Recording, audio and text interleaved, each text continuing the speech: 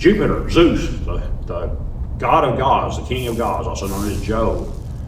He was part of the first Capitoline triad and the second Capitoline triad, also one of the Deities.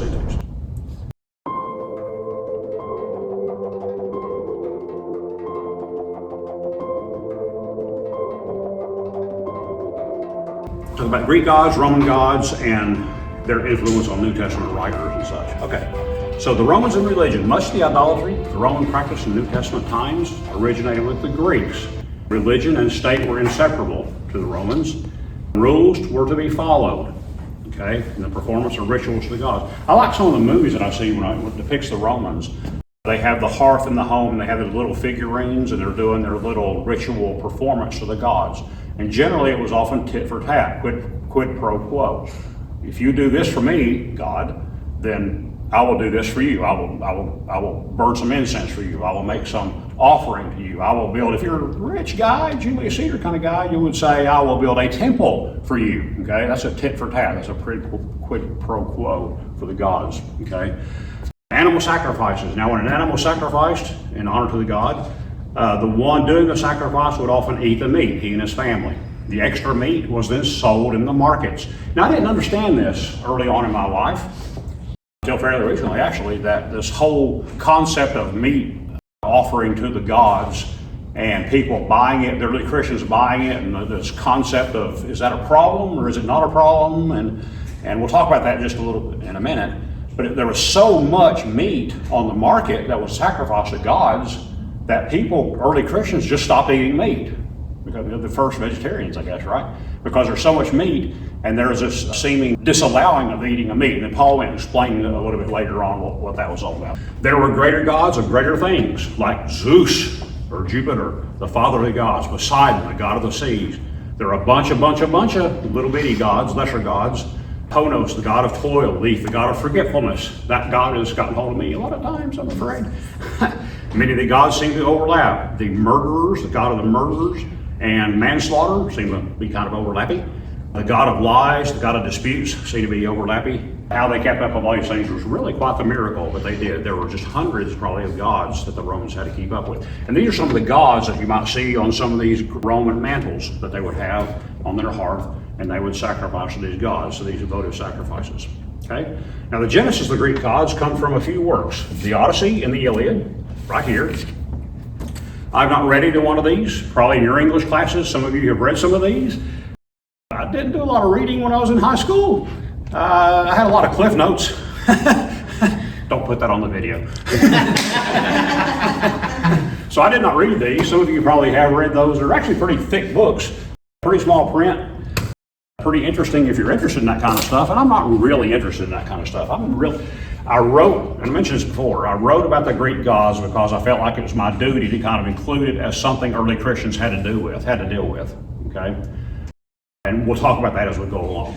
So, next up, there was the Iliad and the Odyssey by Homer, written between 760 and 710 BC. And this is during the same time as the divided kingdom of Israel and Judah, and this is the foundation of Greek tradition about the gods. Now, the Greeks did not consider them inspired. Later on, a guy came along called Hesiod, and he wrote two works called Theogony and Works and Days. Both of these are short little reads. I haven't read these either, but I might do that someday because they're really short.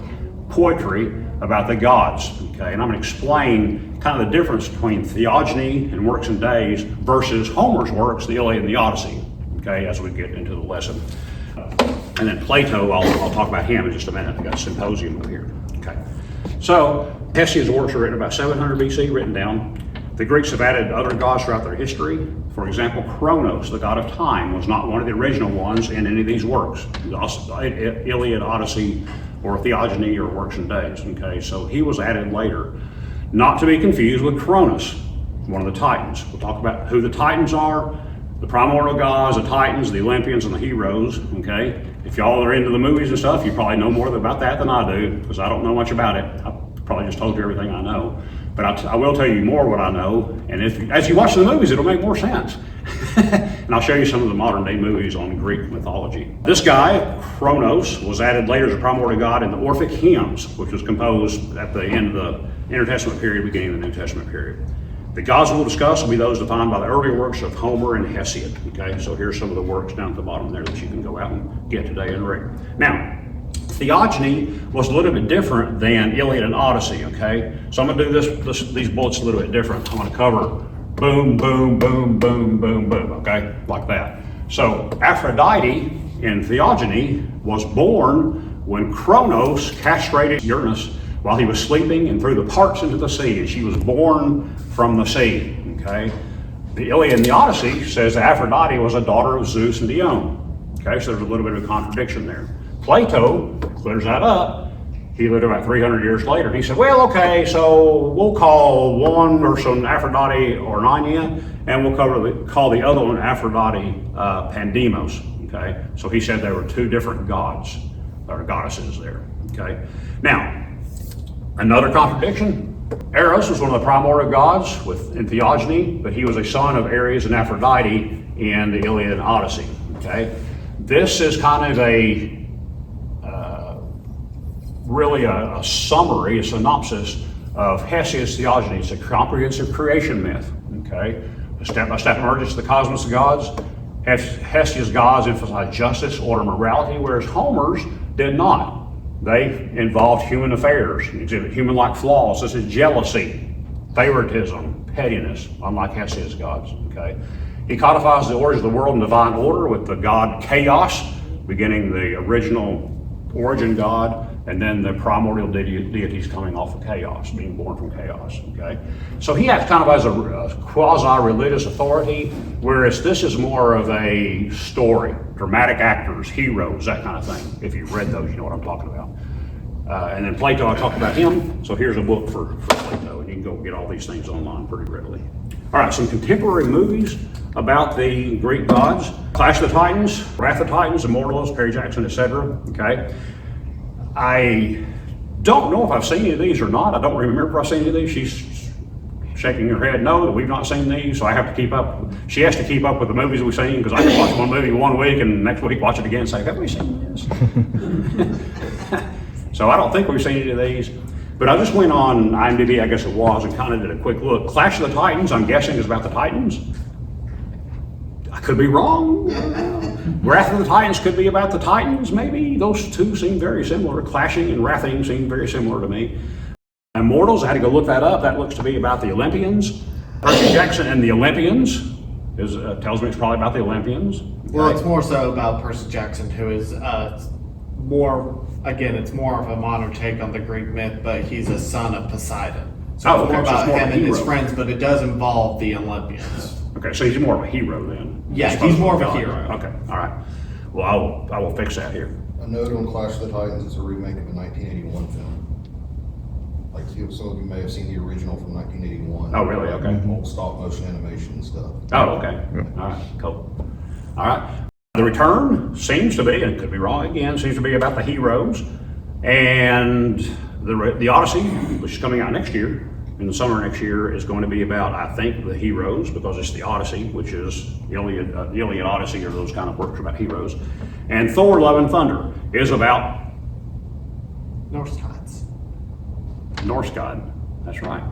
Not about a Greek god at all. Now, we've talked about Thor already. Does anyone remember for a mug? Does anyone remember when we talked about Thor earlier? In week number 1, 2, 3, somewhere around in there? Oh, it's a hard question. I know. Some of you weren't here. I want to give away this mug. Monday, Moon Day. Sunday, Sun's Day. Tuesday, Tues. Would that be the time discussion then? The time discussion, yep. Wednesday, Woden's Day. Thursday, Thor's Day. Oh, you were winning another mug.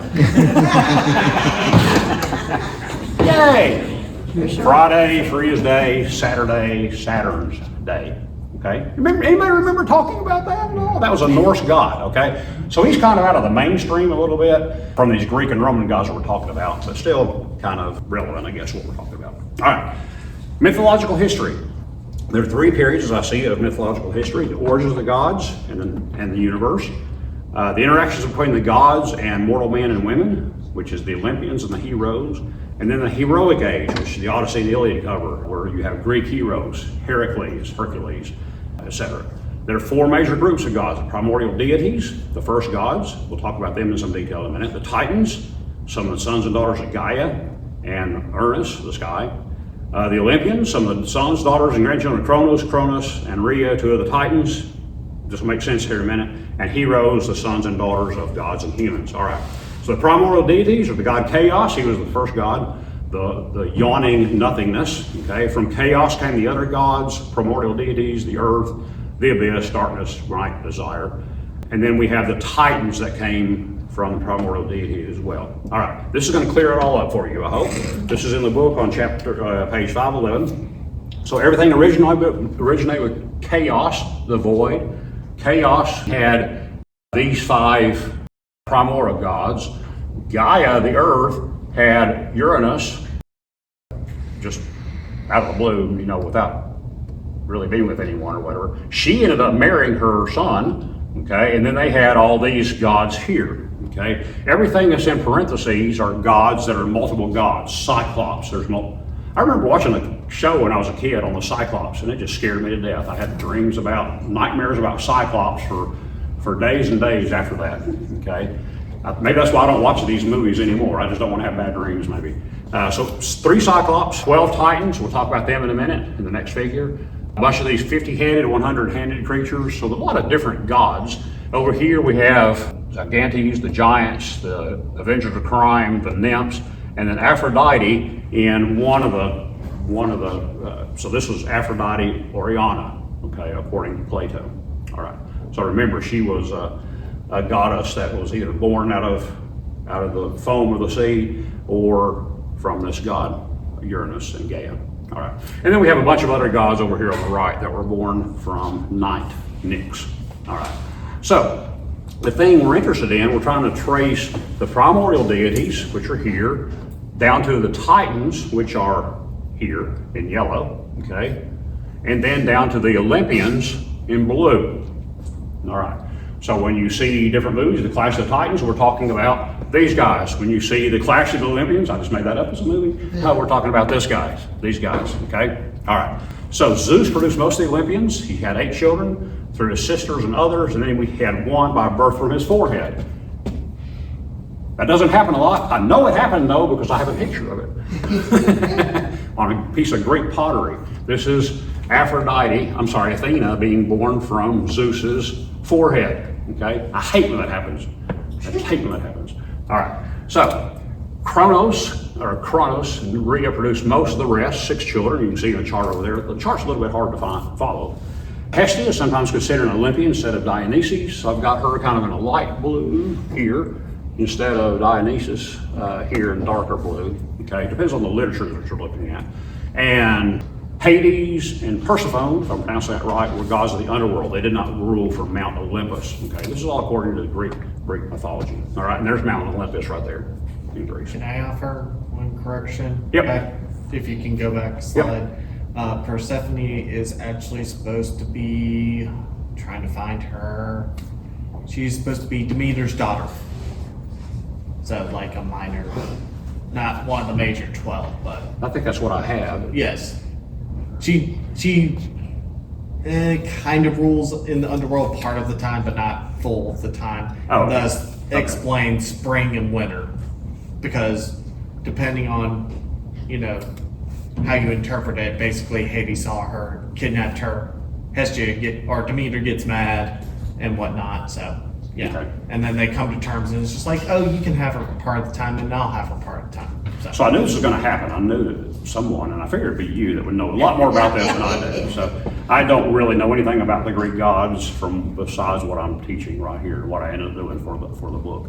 Okay, so I really hope no one tries to quiz me on any of this stuff, because I just really don't know that much about it. Okay, and I only did it from the perspective of what early Christians had to deal with. All right, so those are the Titans and the Olympians. So the Olympians ruled from Mount Olympus. After Cronus had castrated his father, he took his sister Rhea as a consort, and they had a bunch of children whose names may be familiar: Zeus, Poseidon, etc. These, along with several of the grandchildren, became the Olympians, and there's some other Olympians there. And often in literature, you'll see a little bit of confusion there. So Cronus feared that he would be paid back for what he did to his father by one of his children. So he ate all of his children as soon as they were born. Okay? Seems wrong. Rhea, Cronus, stop eating the children. I can just see, stop it. Stop it. So she was not happy that he was eating the children. She tricked him, and she wrapped up a stone in a blanket, and he ate that, and he thought he was eating Zeus. Okay, but Zeus grew up. He caused his father to vomit up all the other children by feeding him a drug drink, and then they had a war, and Zeus and the other vomited siblings. I hate vomited siblings. Those are my least favorite kind of siblings, vomited ones. Zeus and the other vomited siblings were victorious, and Cronus and the Titans were imprisoned in the abyss. Okay, good so far? Save Atlas and Prometheus, technically. Because I believe they're Titans. Okay, we'll talk after class. Okay. And we'll do a bunch of corrections on the video if we have this wrong. All right. The heroes, okay, that's our final category of Greek mythology, okay? When the Olympians decided to mate with humans, began the second period, the period of this mating going back and forth. And the third period was the period of the heroes that Iliad and Odyssey talk about. The most famous of this, example of this, was Alexander the Great. He likely, perhaps, thought that he was a god or the son of a god, okay? He may have believed he was the son of Zeus and Olympias instead of Philip III of Macedon, right? A priest of the temple Egyptian god of the sun, Amun-Ra, which is equivalent to the god Zeus, Amun, told Alexander that he was the son of a god and that he would become the ruler of the world, okay? And these priests bowed down to Alexander. Now this is completely natural for them. That's what they did. They would bow down to their rulers, okay? But to Greeks, that was just kind of unheard of. But Alexander said, it must be true, I must be God. I mean, his mom had probably been telling him that all along. Olympias was probably telling him all along that he was the son of a god. She was promulgating the theory that she was impregnated by Zeus on the night before her marriage to Philip, by lightning striking her womb or by Zeus in the form of a snake impregnating her. Okay, so Alexander may have bought into this myth that she was telling him. Now, the three major events in the heroic age: the Argonautic expedition with Jason the Argonauts. I remember hearing that. The Golden Fleece. I remember that. That's all I know about that. The Theban cycle, 4 Greek poems about thieves, including Oedipus marrying his mother. I remember that story kind of. And the Trojan War, covered mostly by the Iliad and the Odyssey, where the city of Troy was besieged, probably in the 1200s BC. They think it's probably around Hisarlik in northwestern Turkey. And the Iliad took place during the final few weeks of the 10-year siege of the city by the Trojans, of Troy by the Greeks, and the Odyssey was a sequel to the Iliad, okay, mostly concerned with Odysseus. Lesser gods. The Greek and Romans also worshiped various lesser gods. A few examples: the spirit of rivers, the spirit of trees, the spirit of the sea, many, many others. Many gods were associated with human endeavors or human attributes. Athena, the goddess of wisdom and courage. Aphrodite, the goddess of love and beauty. Ares, the god of war. Often they were associated with agriculture. Their worship also included heroes. For example, some worship Heracles as a god, even though he's really a hero of the gods, born of a god and a woman. Okay. Roman gods started out relatively simple. The primary deities were related for the most part to the household. For example, the Genius represented the lifeblood of the family. Vesta represented the hearth. Lar embodied the luck of the family. Many were associated with tiny insignificant things, such as Motitus, the god of joints and knots. Seriously? A lot to keep up with. As time went on, religion and state became inseparable, and the first official state god was Jupiter. Now, I wouldn't have so much trouble with the Greek and Roman gods if they wouldn't change the names. Why is Jupiter the same as Zeus? Okay, why did they do that to me? I have enough trouble understanding my own name, let alone all these different names for all these gods. So I'm going to go through a list of the gods and show you their Greek names and their Roman counterparts here in just a minute. First of all, the Deities essentially was equivalent to the Greeks' Olympians, and I list the female ones and the male ones there. The Capitoline Triad, so there are 12 of those. The Capitoline Triad was a group of 3 gods that they had actual temples for in Rome. Okay, they were the second Capitoline Triad was Jupiter, Juno, and Minerva. Those are the Roman names. Zeus, Hera, and Athena were the Greek names. Greek mythology was way more involved than any early conception the Romans had, but the Romans just inherited their gods. You know, whoever came along, whoever they conquered, They said, bring your gods in. Well, that's good with us. Just bring them all in. A well-known example is the Roman god Jupiter, who adopted many of the characteristics of the Greek god Zeus. By the time it was all said and done, the Romans had hundreds of gods and goddesses. Okay, so why did the Romans have issues with the Jews and Christians later on? Because we preached there's one. Monotheism versus polytheism. You get a mug. Oh, you already got a mug. Sorry.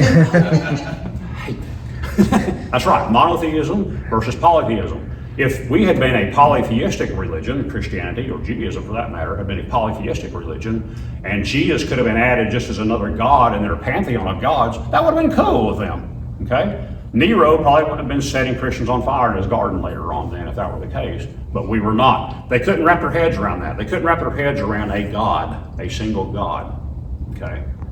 We'll talk about Paul when he was in Athens a little bit later on at Mars Hill, okay, when he was talking to them about the unknown God. Okay. Emperor worship. The beginnings of emperor worship began with Julius Caesar. He set the precedent. Now, Julius was not an emperor, but he set the precedent for this. The Romans called him a god, and a statue of him was erected in the temple of Quirinus in 45 BC. He even had his own temple before his death. Octavian, he knew how things ended for Caesar. He was a little more chill about things. He wanted people to recognize his genius instead of his person as a god.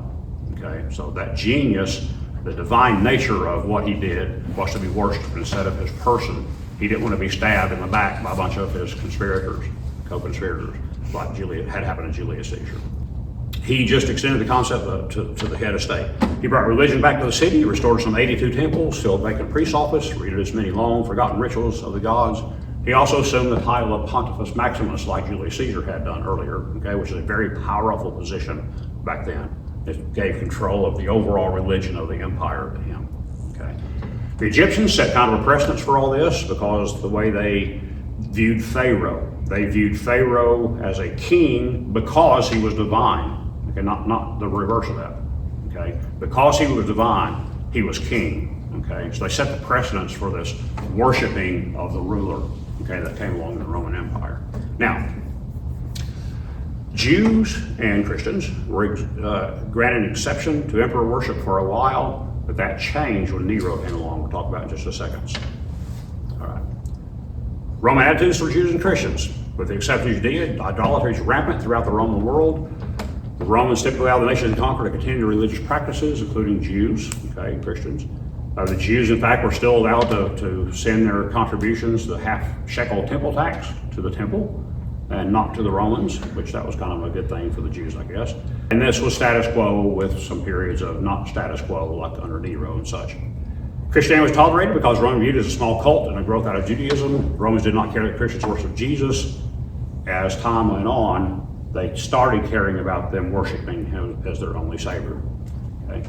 By the middle of the 1st century AD, as Christianity grew in popularity, Romans began to distrust Christians. Christians, as I mentioned, were unwilling to embrace emperor worship. These people, the Romans, started to see Christianity as draining people away from the state religion. Most could not understand monotheism. They could not incorporate Christianity or Judaism into their polytheistic religion as they had other gods. And state religion and paganism could not be easily distinguished from one another. The distrust became official Roman policy in AD 64, when Rome burned. The people of Rome blamed Nero. Now, we talk about this at the time. Nero, probably not even in Rome when this happened. He was at his villa somewhere, I don't remember where right now. But the people of Rome blamed him for the fire, okay? To deflect blame, he started blaming the Christians, and that pretty much took hold. This is where you saw, and we talked about this, the brutal persecution that Nero started doing against Christians, okay? When he would take them and use them as torches for his garden. And those kind of things, some horrible, horrible things that he did. And that was because of the fire of Rome. Emperor worship evolved into a patriotic duty for Romans and a death sentence for Jews and Christians. Many of Octavian's successors demanded their subjects worship them as gods. The emperors after Octavian weren't so worried about things. Octavian kind of shrouded everything in kind of this worship my genius and not my person. The other Roman emperors didn't do so much. I know this is an excellent segue to remind us of the emperors, but Octavian was before Life of Christ? Yes. Okay. Yeah. Yeah, Octavian was around when Jesus was born. Okay. Yep. One of the many interpretations of Revelation involve emperor worship. The 7 hills upon which Rome stood may be referred to when he says the 7 heads are 7 mountains on which the woman is seated in Revelation. Revelation is not terribly difficult to understand, parts of it, depending on the interpretation you choose to use. The Bible refers to the woman later as the great city that rules over the kings of the earth in Revelation 17. And then we see the beast of the people worshiping this and who would declare war on the saints of the earth, probably referred to in Revelation 13, okay, by Nero, Domitian, and some others. Paul's dealings with Greek and Roman gods. 3 examples that I know of right off. In Lystra, in modern-day Turkey, he was so eloquent in his speaking that they called him Hermes, or Mercury, okay? And Barnabas Zeus, if I recall. Yeah, yep, Jupiter Zeus, yep. And the word hermeneutics, you ever heard that term before? This comes from this term, Hermes, okay? It's the principles for interpretation of scripture. That's what hermeneutics means. In Athens, Greece, Acts 17, Paul was on his 2nd missionary journey here, and he was distressed to see all the idols of the day, and he saw an altar to an unknown god. And I like this, what Paul did was he would not go in and say, "You stupid Athenians, I cannot believe you're worshiping all these gods," okay? He said, "I see you have an altar to an unknown God. Let me tell you about him. Let me tell you about the God," okay? He was a master in audience analysis. He knew that if he could really kind of crush them and said, "You stupid Athenians," and they wouldn't have listened at all at that point. But he said, "Let me tell you about this God," okay? That's in Acts chapter 17. Acts 19 in Ephesus, modern-day Turkey, we see that Artemis, the goddess of hunting and the moon and childbirth, was very popular in Ephesus. There's a great temple that in the upper right-hand corner is a mini version of the temple in Ephesus today. And the people were really upset. The silversmiths of Ephesus were really upset that Paul and others were draining all these people away from idolatry. You know, if you're into Christianity, okay, you don't need to go buy silver statues of Artemis anymore, okay? That's bad for business, okay? That's what Acts chapter 19 is about, bad for business. So these guys complained, and they even said that the temple of the great goddess Artemis would be scorned. This got the whole city in uproar, and finally the town clerk reasoned with them that Paul and his companions not blasphemed Artemis, they'd not even desecrated the temple or anything, and things kind of calmed down after that. So there's 3 examples in the New Testament. There are many Greeks and gods, more Roman god in the New Testament, specifically Castor and Pollux was at the masthead of one of the ships that Paul was on in Acts 28. Eating a meat sacrificed to idols. I mentioned that once you sacrifice an animal to the god, then you and your family would eat that meat. Whatever was left over, you'd sell in the market. Okay. Acts 15, the Council of Jerusalem encouraged Christians to abstain from what has been sacrificed to idols, from blood, from what is strangled. Paul clarified that a little bit later in 1 Corinthians. He said, "If an unbeliever invites you to a meal and you are disposed to go eat whatever is set before you without raising any questions on the ground of conscience. But if someone says to you, 'This has been offered in sacrifice,' then do not eat it." Okay, so he clarified that this eating of meat was more an act of don't participate in the worship of idols, but eating the meat is okay from this leftover practice of worshiping idols. We see some idolatry during the intertestament period. The temple of Jerusalem was polluted during the Seleucids, called the temple of Zeus. Now that kind of makes sense who that is, kind of the head god. And the temple of Mount Gerizim was dedicated to Zeus, the friend of strangers. Now some better known Roman gods and Greek gods. Apollo. Apollo I like, his name doesn't change between Greek and Rome. He is the god of light and sun. He was one of the Deities.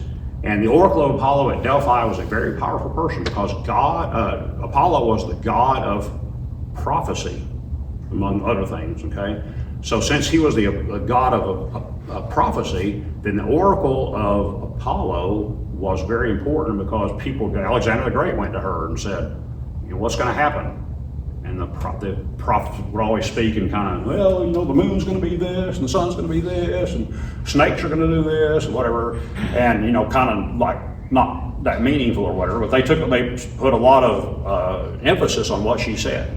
Okay, so she was a very powerful person. These gods, these prophets